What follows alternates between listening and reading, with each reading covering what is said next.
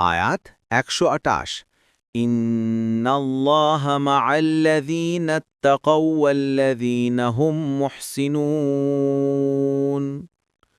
অনুবাদ: নিশ্চয় আল্লাহ তাদের সঙ্গে আছেন যারা তাকওয়া অবলম্বন করে এবং যারা মুহসিন। তাফসীর ১ নং ফুটনোটের বিবরণ।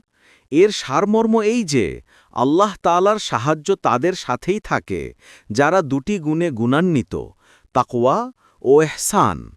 তাকওয়ার অর্থ হারাম কাজ পরিত্যাগ করা এবং ইহসানের অর্থ সৎকর্ম সম্পাদন করা।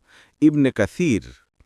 অর্থাৎ যারা শরিয়াতের অনুসারী হয়ে নিয়মিত হারাম কাজ পরিত্যাগ করে আর সৎকর্ম সম্পাদন করে, আল্লাহ তাআলা তাদের সঙ্গে আছেন। বলা বাহুল্য যে ব্যক্তি আল্লাহ তাআলার সান্নিধ্য বা সাহায্য অর্জন করতে সক্ষম হয়েছে, তার অনিষ্ট সাধন করার সাধ্য কার? আল্লাহ তাআলার এ সঙ্গ শুধুমাত্র মুমিনদের জন্য বিশেষভাবে সুনির্দিষ্ট।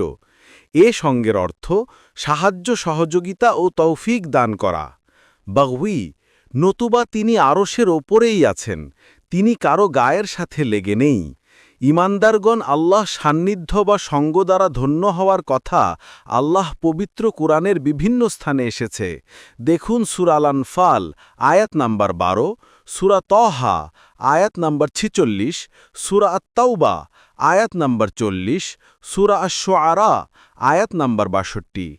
এর ছাড়া আরেক ধরনের সঙ্গ আছে যা আল্লাহর সাথে সমস্ত সৃষ্টির সম্পর্ক।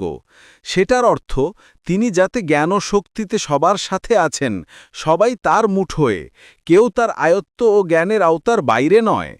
এই ধরনের সঙ্গ কোনো প্রকার সম্মানের বিষয় নয়।